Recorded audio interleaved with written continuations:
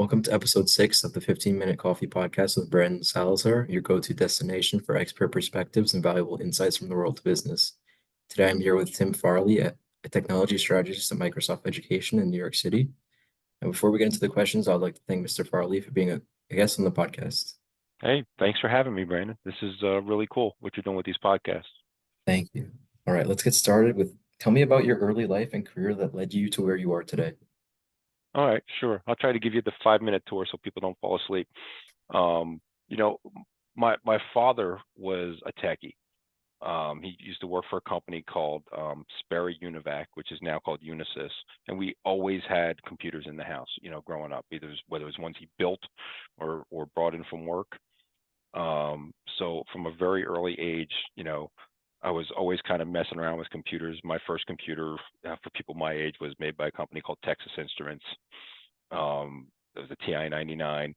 And I still remember, I think it was in high school when Microsoft Windows came out, and that was kind of a big thing.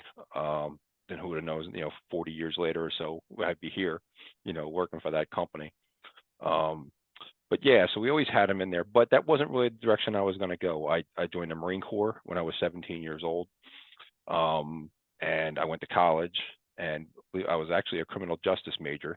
I had no intention of being computers, but then I did wind up changing my major to go into tech because I decided that criminal justice really wasn't the way I wanted to go.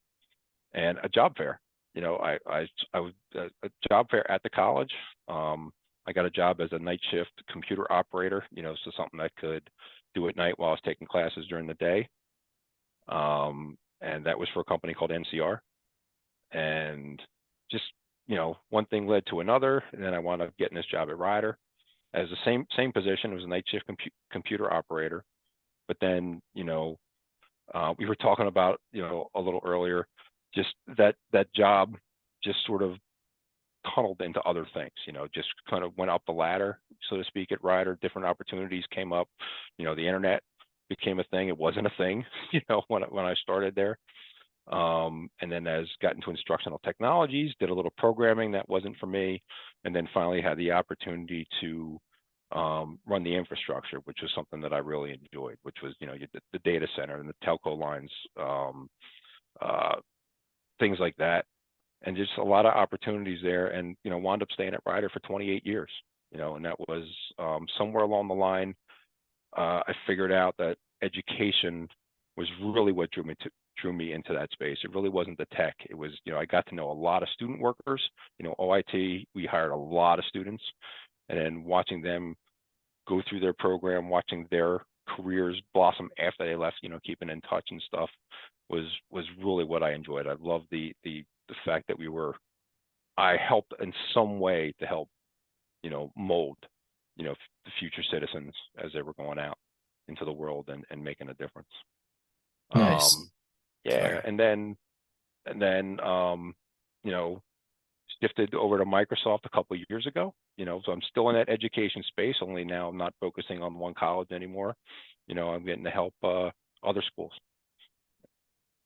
Nice. And how would you say that your time at Ryder impacted your trajectory in your early career and your career moving forward?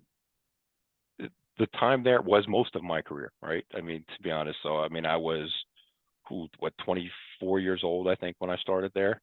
Um, and I had hair like you do at the time, you know, and again, it was just being in that education space. I was in a great position with the start of the internet and the way technology really boomed, in the late 90s or mid 90s, I guess I should say, and got to be in a place where as we were starting to digitize stuff, as computers were starting to be able to connect to each other and stream video, and just being able to take the university to the next level and take advantage of all these technologies, being so wrapped up in almost every aspect of technology, because university is kind of like a small city, right? There's residential students there, so students that are listening to music and downloading music, or dealing with ESPN for basketball games and streaming things. Just how everything evolved, and every day was very different. Was was really key for me and keeping me engaged, not doing the same thing. I said before, I wasn't into coding. I couldn't sit there and just write code all day long. I love coming into work and every day being a little bit different and challenging. Yeah, so you mentioned your time at Rider University and you mentioned a significant year and a few months. So highlight the importance of 1994 and how with the World Wide Web booming, how that really impacted your life and It the work you did on it for Rider. it changed drastically. Like I said, I was able to be right there at the beginning. My boss, I was working at night, and I was kind of bored. There wasn't a whole lot to do. And my boss came over and said, "Hey, I want you to look into this World Wide Web thing, this HTML, because I think this is going to go somewhere." So I wound up, developing what ultimately turned out to be the first website for Rider University. I was taking classes at night, so I did some sort of like an internship where I built another page for the business school, and eventually that got tying the website into. We wanted to see if we could tie the website into the student registration system. Can students see their grades and everything? So we worked with a couple of the programmers we had there, and we built like the first way for students to go and see what their grades were or see the courses that they pick for registration. That was all homegrown. It was 5 different languages were put together. It was a little bit of COBOL, a little bit of Perl, a little C, HTML. It was absolutely insane what we had to do that. I remember we got to broadcast the first basketball game online over the radio. We would actually did that by using the modem on a computer, and we would call the radio station, and when it put us on hold, you would get the actual basketball game, and we took that, encoded it, and streamed it out to the internet. Obviously the technology has changed and everything's a lot easier and whatnot, but to be there at the beginning of some of these technologies and seeing what they were doing was really shaped who I became ultimately. So this might be a curveball question, but do you think any of the technology that early on you implemented or helped implement is still at use at Rider? Oh God. No, I mean, I helped build, the networks of their Wi-Fi was one of the first things. I can remember getting our first Cisco wireless router and setting up my desk over there in Fine Arts and walking around Centennial Lake to see how far, you could get it to go. But since then, everything's been upgraded. Everything's been moved so fast. So any technology you put in lasts maybe 3-5 years or so before you're kind of moving on.